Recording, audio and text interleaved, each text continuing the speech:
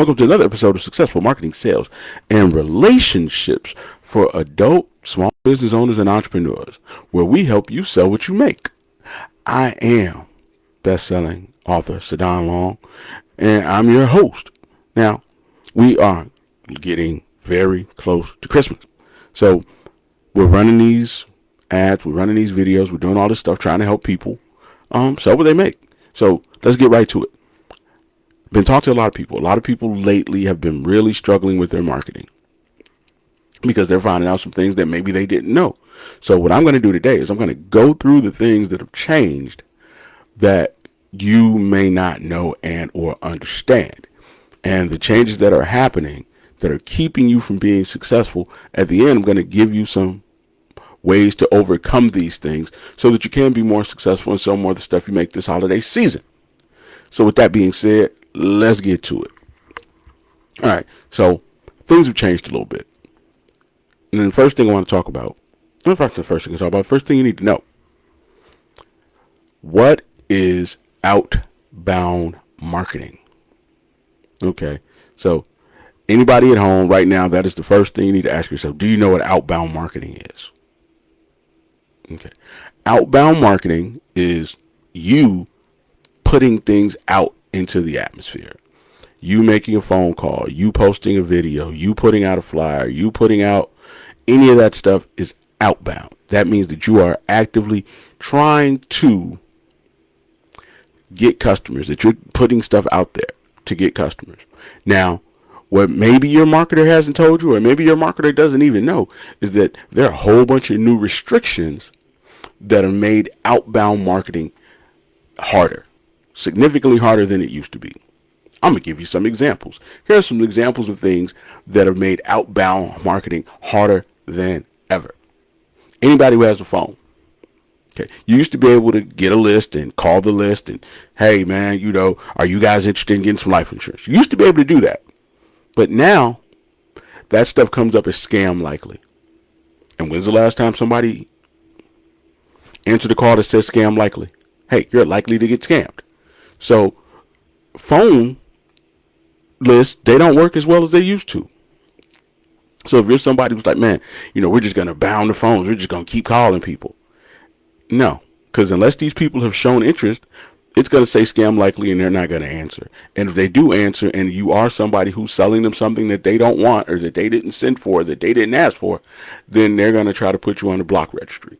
So either they're going to block you, they're going to try to put you on a block registry, or it's going to show up scam likely. So if your plan is to use the phone book or to use a phone list that you bought from somebody, it's probably not going to work. Okay. Email marketing. Number 2. Now I know a ton of people out here like, oh yeah, I'm going to buy this list, I'm going to get these emails, and I'm going to send these emails out. But guess what? They got new features for that too. Okay. It's going to go right to the spam pile. Especially depending on the words that you use. If you start using a whole bunch of caps, a lot of exclamation points, percentages, a whole bunch of other keywords, going to put you right in the spam file. So now, if your plan was just to buy a list and just start emailing everybody, you could have a list of 10,000 people. And shortly and quickly, that list start dwindling because it keeps going to their spam pile. And again, they put you on the block list.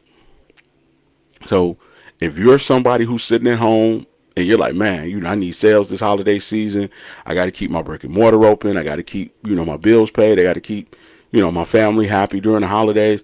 And you think that you're just going to beat a phone list to death, or you're going to beat an email list, maybe that's not the right words, but you know what I mean. You think that's the strategy you're going to use? Hey, probably not going to work as well as you need it to do. Okay. Third thing, social media. That's right.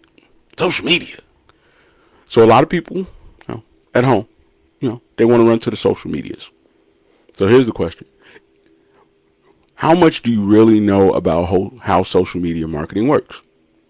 This is the question you need to ask yourself. How much do I know about social media marketing on a scale of 1 to 10? And am I willing to put my whole business on the line because I think that I can get enough strangers, i.e. people who do not know me, to know me well enough and trust me enough to give me their money. Again, outbound marketing is when you reach out. You're reaching out to who? You're reaching out to people who do not know you, which is technically called a cold lead. So you're reaching out to cold leads, and now you're asking cold leads to give you their private information. Okay. When is the last time somebody you didn't send for, you weren't checking for, you weren't asking for, got you to give them anything?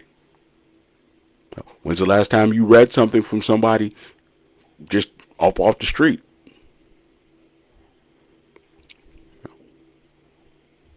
When's the last time that happened? And are you willing to risk your whole business to do so?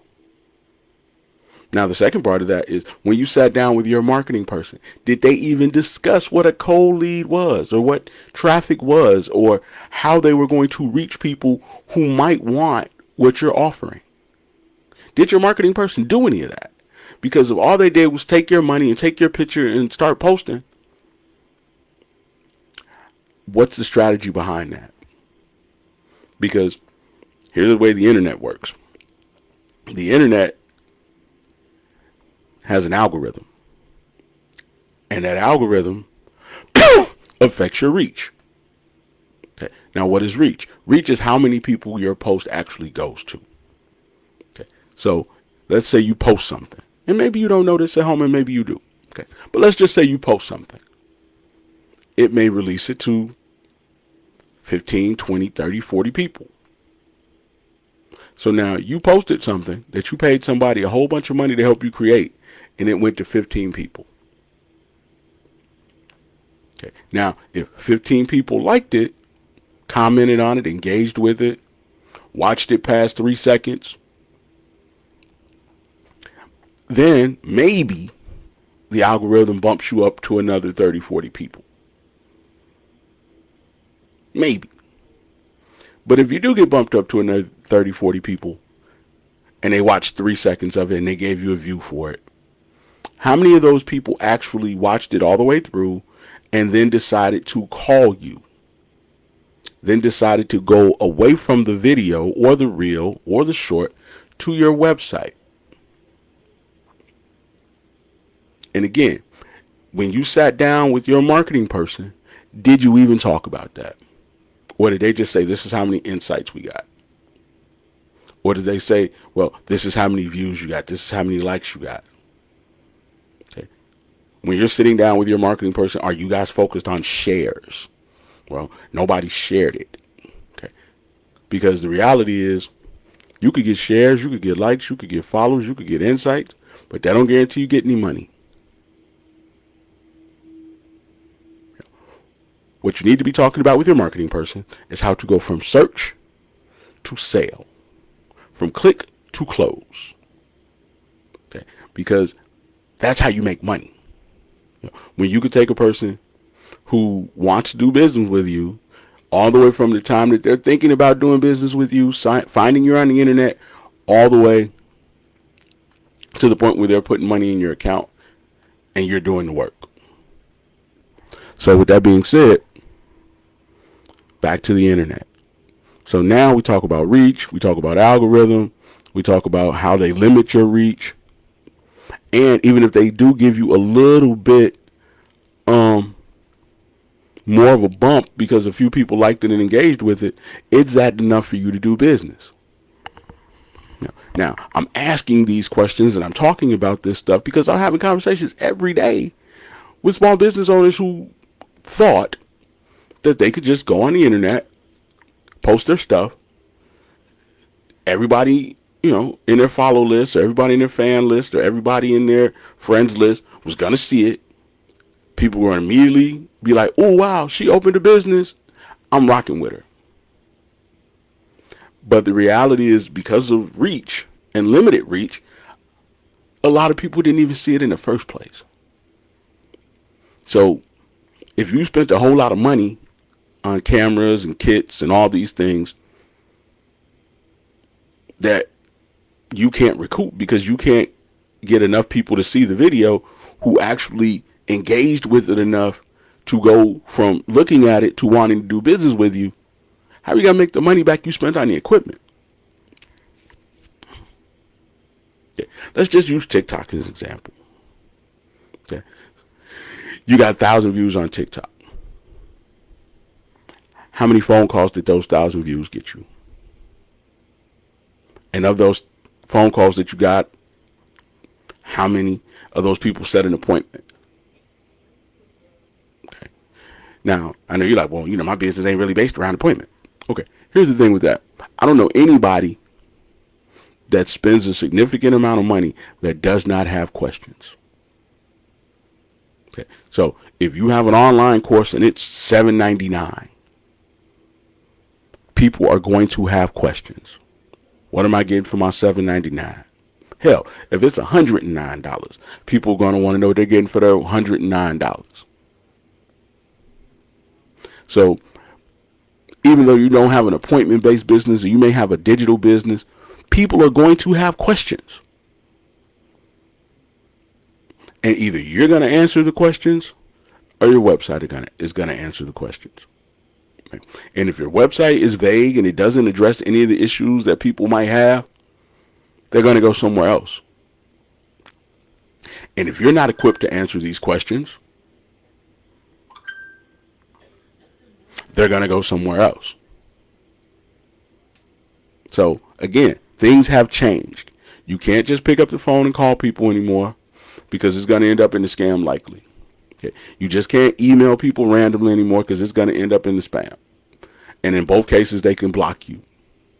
So now you may start out with 100 people and that might immediately drop to 50 because it ended up in spams and it ended up in blocks.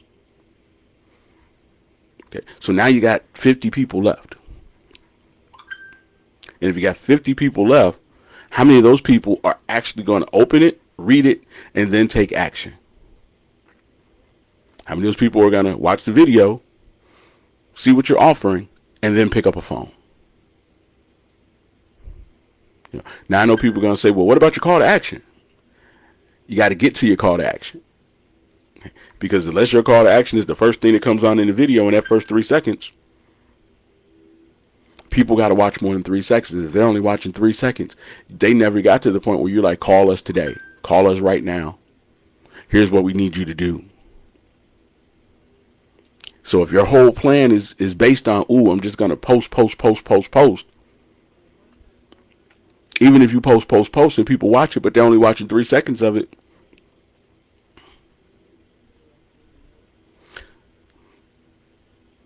here's the truth of the matter. People have gone to Washington with the express purpose of limiting the amount of people who can be contacted by scammers.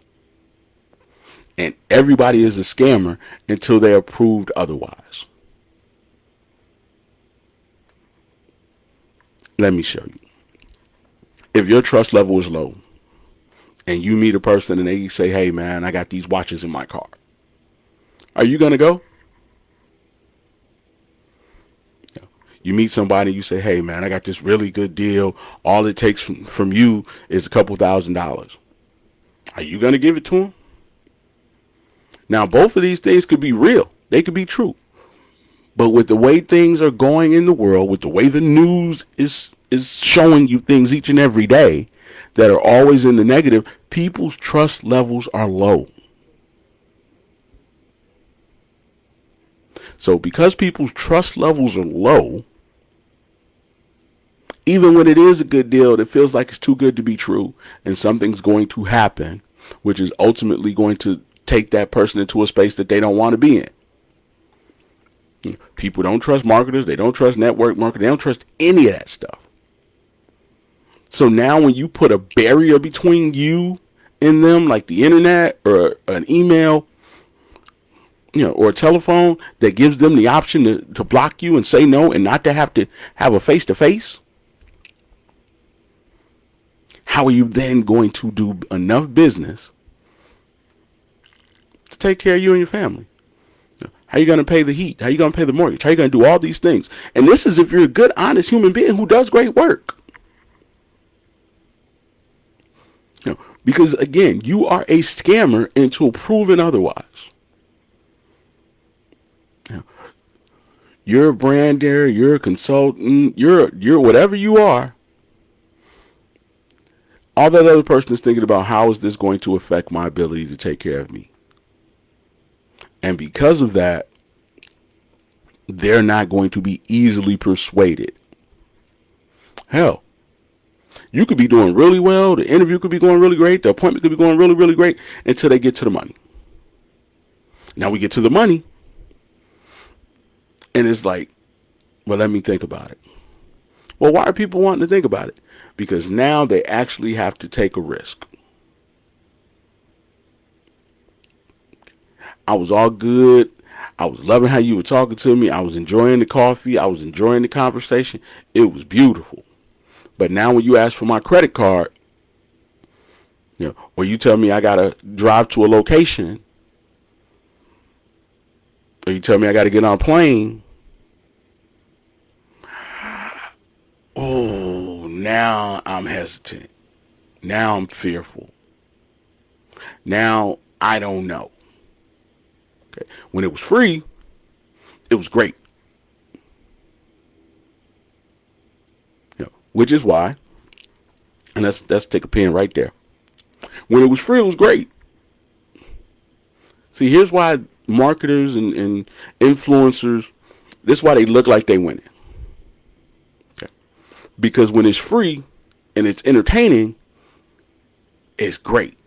So if I'm the influencer marketing person, online digital marketing expert person, and I keep you on the free, likes, follows, insights, impressions, I could look like I'm doing a really good job. Because I'll just keep talking about how many followers we got. Well, we got a whole bunch of new followers. Wow. Look at how many people are watching. And the whole time, you're not making any money. You are a business owner. You are not an influencer. You make money with transactions. Okay. So if somebody is sitting in front of you talking about insights that don't lead to sales, you're ultimately going to run out of money, which is what usually happens about the 18-month mark. That the pain of not making any sales gets so high and your money is so low that you give up on your business. You give up on your dream. And now it's even harder because there's no more just tag everybody. There's no more just go live and 1,600,000 people will see it. There's no more putting other people's, brands, attaching them to yours. The internet is gotten smarter. They've adapted. They're like, oh, okay, cool. Those little tricks and loopholes that you used to use, we're not letting you use them anymore. Okay. Now what you can do is you can boost some ads with us. Give us $8. We'll show, 500 people your stuff. Okay. So for anybody who's thinking about boosting ads, the question becomes, are my ads good enough to boost? Number one. Because if they're not good enough to boost, boosting them isn't going to help you. Number two, how much money do I have to spend before somebody sees it? Because you boosting it doesn't guarantee that they see it. It'll show up on their timeline, but it does not guarantee that when they're scrolling that they're going to stop. Nor does it guarantee when they stop that they're then going to take action.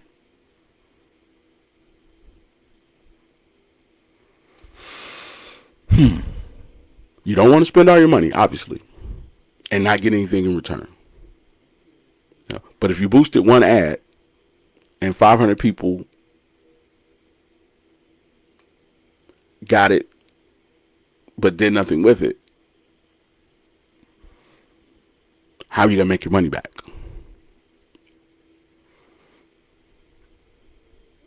Again, just because they saw it does not mean that they're going to pick up the phone, because trust is low. So even if they see it and it sounds good, what's the likelihood that if they only saw it one time that they're going to immediately take action? See, here's how it works. There are going to be people who are in their buying window, and there are going to be people who aren't in their buying window. Now, the people who are in their buying window, they're open to seeing stuff that might help them because they're at a point right now where they're considering it. But even if they're considering it, they're going to want to do some research. They're going to want to think about it. They're going to want to take their time. They're going to maybe decide not to do anything at all. Maybe we just going to let it play out and see what happens. And you're competing against all those things.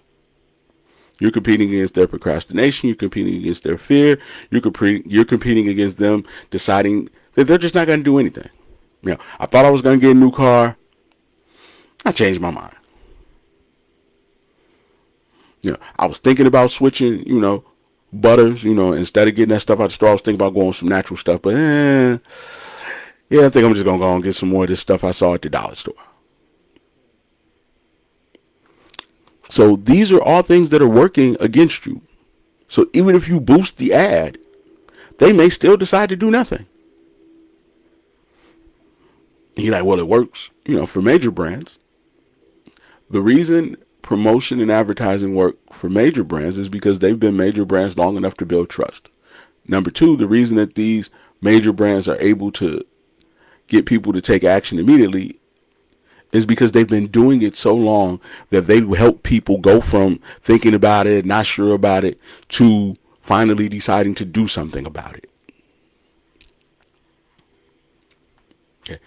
The real truth is that outbound social media, digital marketing is a slow, long process. Okay. You may have to send people emails for 9 months before they decide to do business with you. You may have to do videos and lives and build up trust with someone for 5 or 6 months before they decide to do business with you. You may have to send them emails, DMs, and text messages every day for 90 to 100 days before they decide to do something with you. Because again, everybody's not in their buying window at the same time. Number one. Number two, there are other options that people are maybe going to try other than yours because they're cheaper, because that they've been the one reaching out to them longer, and then you may have to wait for those options to fail. The majority of the time people hire me, I'm not the first marketing person they work with. I'm not the first ghostwriter they worked with. I'm not the first person who sat down with them and talked about how to get more sales for their business. Typically, they went with the cheaper option first. And then what happened is that they didn't get the results they wanted, and now they're closer to their worst nightmare. And because they're closer to their worst nightmare, now they're looking for somebody to step in and show them what to do to get away from it. See, people who are closer to the thing that they don't want are a lot more agreeable because their options are less. So think about it. If all you have is fix it or fail, it's a lot easier to tell somebody, hey, here's your opportunity to fix it. But if they think, well, I could do nothing, I could wait a couple more months, I could probably use this cheaper option, I could probably do it myself. You got to compete with all that.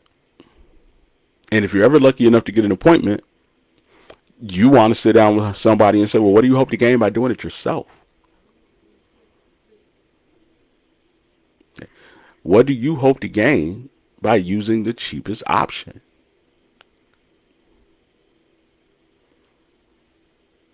I understand that money's limited. I understand, that you want to try to be responsible. But how are you supposed to win if you don't pick winners? If you don't work with winners? And anybody who could teach you how to make money isn't going to be the cheapest option because they know that what they do leads to you making more money. So what you're really saying is when you choose the cheapest option that you're probably going to choose somebody who can't do what you need them to do. Because if they could, they wouldn't be the cheapest. But that happens in an appointment. That doesn't happen on the internet. That happens when a person calls you and they try to lead with, well, how much does it cost? Then you get to say, well, a lot of people, ask about price. But my question to you would be, if you don't mind me asking, is what's more important to you? That you get the cheapest option, or that you get the option that solves your problem the best? But you got to get an appointment first. So now we've been talking about outbound marketing. We've been talking about all the reasons that outbound marketing has gotten so much harder. The government stepped in, the spam buttons, the block buttons, the scam likely on the phones, the internet, the platforms limiting your reach. And even if people do see it, not necessarily are these people willing to then take action in an immediate enough fashion for you to then capitalize off of it and make some money. Talked about that. And one more thing. You have to be consistent, because all of the priming that you've been doing, talking about why the person needs to take action, if you then stop talking to that person, somebody else is going to step in, and when that person is actually in their buying window, they're going to do business with them. So if you're using social media and you're teaching and you're nurturing with emails and you're doing all of this to try to build up trust with a customer, if you then stop doing it, if you then stop posting, if you then stop being the person who's feeding them, somebody else is going to step in. They're going to step in, and then they're going to take your opportunity that you spend so much time and energy and money building up. You've been talking to them about network marketing, and now all of a sudden you disappear for 2 months. Then somebody else comes along and says, hey, I got this great network marketing opportunity. And then they join. You've been talking about masterminds and, community groups and all these things. And then you fall off for a minute. Somebody else steps in and they take that customer. And to be very clear, none of these things are bad. What's bad is when you don't hold people accountable to doing the work necessary to be successful at them. What's bad is when you sell to people who don't have the skills and you don't explain to them they got to get the skills in order for this to be successful. That if you get into an industry that requires that you need sales skills, that the people that you recruited to the industry, you don't explain to them, hey, man, you're going to have to pick up the phone. Hey, man, you're going to have to learn how to get leads. Hey, man, you're going to have to learn how to close in appointments. If you don't tell them that part, that's when this stuff becomes scammy. Give you a prime example. Right now I'm running a class for dispatchers. Let's talk about it. Right now I'm running a class for dispatchers because dispatchers are small business owners. And because they're small business owners, they need leads, appointments, and sales just like everybody else. But most people who take a dispatching class,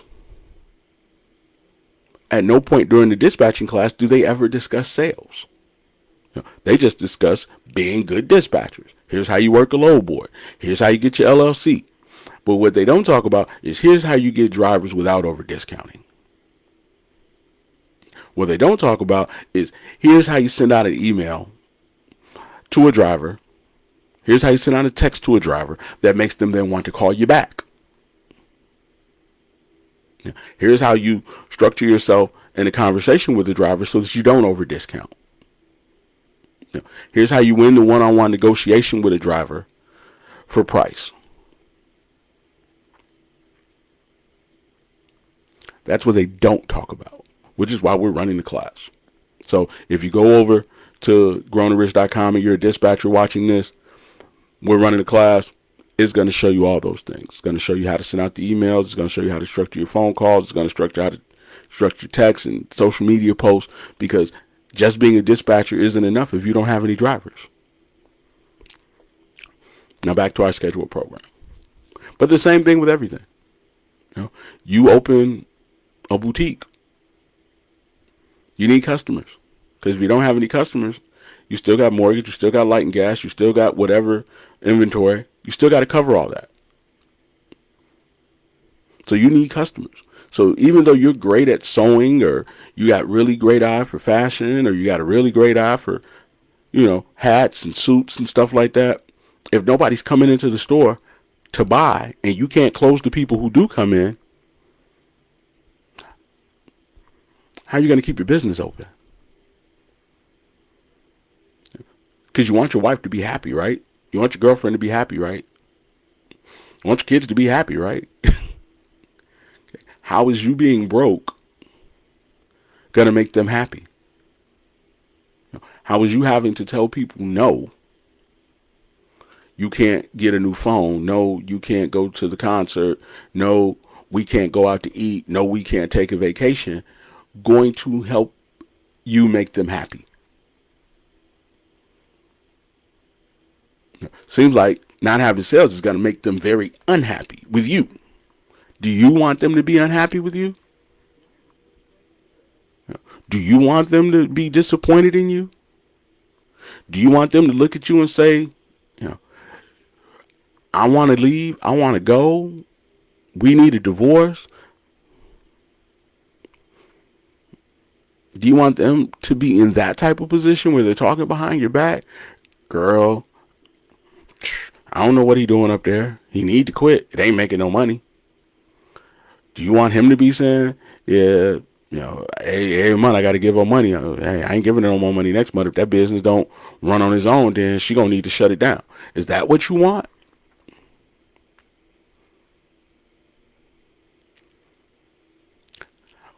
Yes, you can be a business owner, but how do you become successful is the question.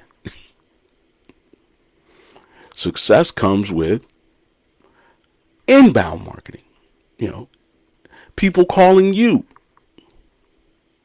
Because in order to be successful as a business owner, you need leads, appointments, and sales. Okay. Leads, appointments, and sales. Now, your marketer probably doesn't care about leads, appointments, and sales because your marketers don't make sales calls. So your marketer doesn't care that they're asking for a discount. Your branding person doesn't care that people have told you that they're going to send you money and then went with a cheaper option. Your marketing person doesn't care how difficult it is because these people keep asking you all these questions and then saying, well, we're going to think about it. Your marketing person isn't going to sit down with you and say, okay, here's how we close clients. Okay. And if you can't close the clients, you can't get any sales.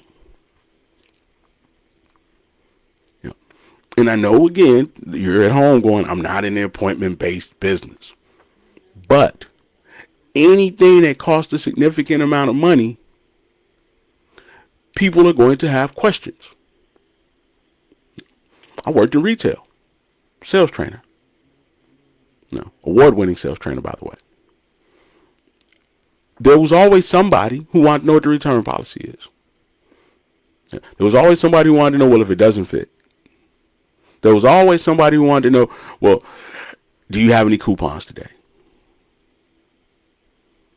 So, same thing that happens when you have an appointment for your business. What if this doesn't work? Can I bring it back?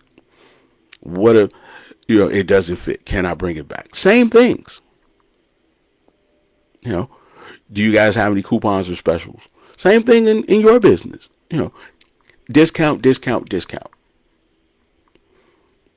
So if you're somebody who's in a brick and mortar, what makes you any different than Macy's? Those customers are going to have those same questions. You're going to be in that same negotiation. And you're going to have to know how to answer those questions. Or questions similar to those questions. Which why for me being an award-winning sales trainer helps so much because I've been in those situations thousands of times. Again, you're like, well, I'm not really in the appointment-based business. But if you're an event planner, if you're a caterer, people are going to have questions. They're going to want a discount. And if you over discount to get the sale, you just let them bully you And if they bullied you then, they're going to bully you through the whole transaction.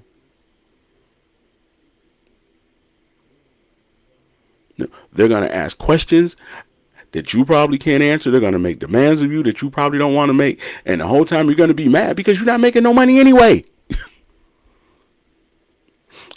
And your marketer doesn't care because they don't have to deal with that part. I've had conversations with marketing people who are like, hey, I did my part. I got people to the store. I did my part. I posted online. I did my part. I put the flyer together. But it has to go all the way from search to sale. And I keep saying search to sale, curiosity to close. Because if people aren't checking for you in this economy, in this time right now, it's going to be almost impossible to do business with them. So now you need either A, people to be looking for you inbound, meaning that they're inquiring, or B, you need someone to refer them to you, because all the other ways are being cut and made more difficult. So if somebody is inquiring, what is going to make them inquire? It means that they've already realized in their mind that they have the problem. They're already thinking about it, and they are actively searching for solutions, which is why I say search to sale. Yeah. So now you need to position yourself as a resource for them to gain information about or information from. So if I'm thinking about opening a business, you need to be someone I can turn to, look to get answers about opening a business. And the first few answers need to be free and require almost no work on my part, because if it's hard, then I'm not going to do it. Because if it's complicated and I can't understand it and I got to waste a bunch of brain energy, I'm probably not going to do it. So it needs to be clear, simple, and easy to understand. And it can't be in those small letters, and it can't be really hard to read, because I'm probably not going to read it because I'm busy anyway. So with that being said, it has to be short, simple, entertaining, educational, and relevant. Because if it doesn't help me achieve my goals or stay away from my worst nightmare, then why would I watch it? And I'm asking you this because you're probably the person watching this thinking, why isn't my stuff working? And if your stuff's not working and you keep trying to push it on people with outbound marketing, all you're going to end up is blocked. So now you have to answer the questions and offer the opportunities for people who are already in their mind thinking this is what they want. Because people who don't want it ain't going to watch it. People who don't want it not going to order it. People who don't want it not going to read it. People who don't want it are just going to ignore it. And if you keep coming, they're going to block you. So now that the amount of people that you can work with are limited, Mr. My stuff is for everybody. Internet ain't going to show it to everybody. So you need to be able to put yourself in a position where they're at least showing it to people who can actually do something with it and are ready to do something with it. Because if they can't do something with it and they're not ready to do something with it, then they ain't going to call you. But even beyond that, you got to be able to close when we get to the appointment phase. Because I know in your mind, I'm not an appointment. My business is not based on appointments. Why you keep saying that? An appointment is just you having an interaction with somebody and them asking you some questions that you have to be able to answer. And you have to be able to answer them well enough so that you don't have to go to the default, which is over discounting. Because if you go to the default, which is over discounting, then how are you going to make any money? Biblically it says not to cast your pearls before swine. It says the work is worthy of the hire. And if you can't get the work done and make money off of it, how you going to be happy? If your work should be $5,000, $10,000, but you charged 1,200, now you got to go find 3, 4, 5 more people to make up that other $3,000. And when you should have had $25,000, now you only have what, $6,000. So you should have had 25, but because you over discounted, now you only have 6. So now you got to try to figure out how to run your business, get quality people, enjoy your life, keep your family happy and protected, all 5. Because that other 1,000 is probably going to go to bills to keep the business running. And then if something happens, if you get sick, where's your reserve going to come from? Now you're not working to run a business, you're working to pay your bills. And if anything breaks, if anything happens out of the ordinary that you didn't expect and you get caught off guard, now what? You got a nice car with really nice tires on it, and now you hit a bump. Now you need a rim and a tire. Tire costs what, $500-$600? Rim might cost you another $800 or $900. So now what are you gonna do? You're gonna be riding around on a donut for the next 6 months? Because if you keep undercharging and over discounting, you're never gonna make enough money to have that money you need to set aside $1,500. But if you learn how to negotiate and you learn how to get what you're worth, and you learn how to get people to call you so that you don't have to constantly keep calling them, you'll have the $1,500. And you'll know how to get another $1,500.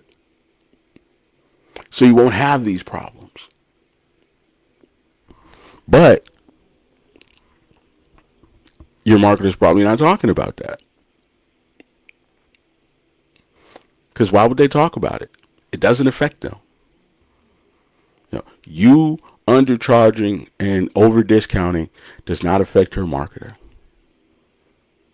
So if every lead they bring you is broke, every lead that they bring you wants a discount, every lead that they bring you isn't already closed and they got a bunch of questions, then that's going to mess with your close rate.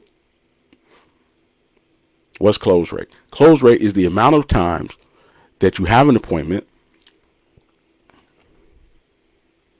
versus how many actual times you have an appointment that somebody buys something. Okay. Now you could have a really good close rate, but if you are undercharging and over discounting, it's still not good, because now you get burnt out because you're working way harder than you need to fulfill these orders, and you're not seeing a whole lot of money. So then you start waking up going, man, I don't feel like doing this. But is it that you don't feel like doing this, or that the reward for you doing it isn't high enough?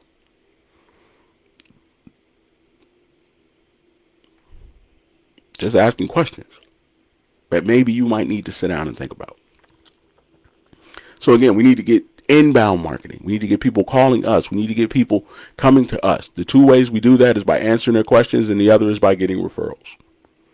Okay. Now, answering their questions could come in a variety of different ways. It could come by just simply answering questions that you know they have. How much should you spend? How do you know it's working? What are the fastest ways to get it done? The other, testimonials. Somebody who's already done it before is now speaking upon your behalf. Okay. Here's the thing with that.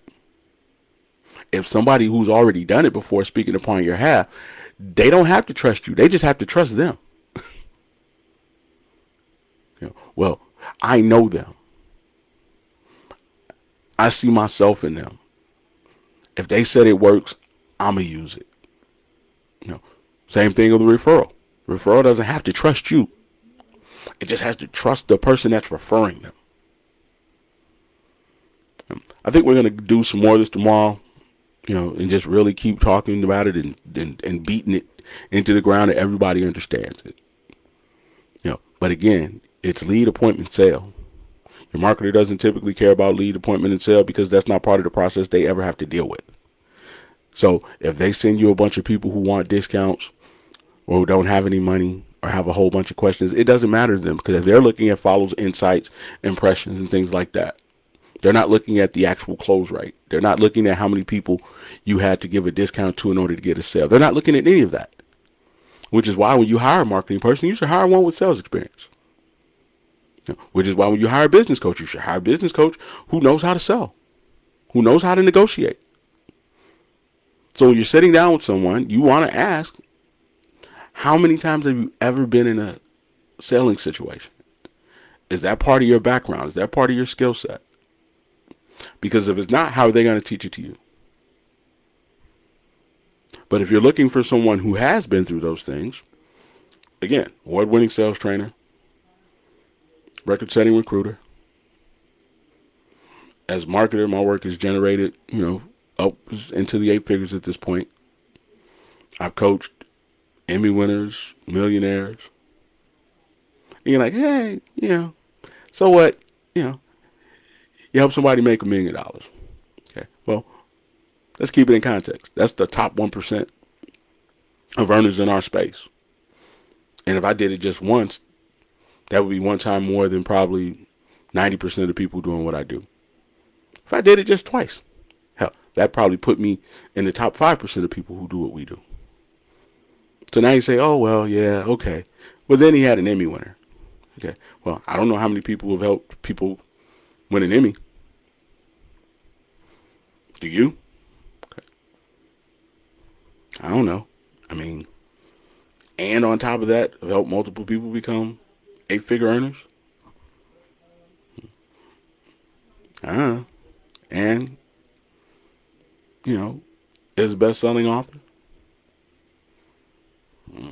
So maybe one of those things, by itself, you might go, that, all he does is make people money, or all he does is help people win awards, or all he does is write books that people actually love.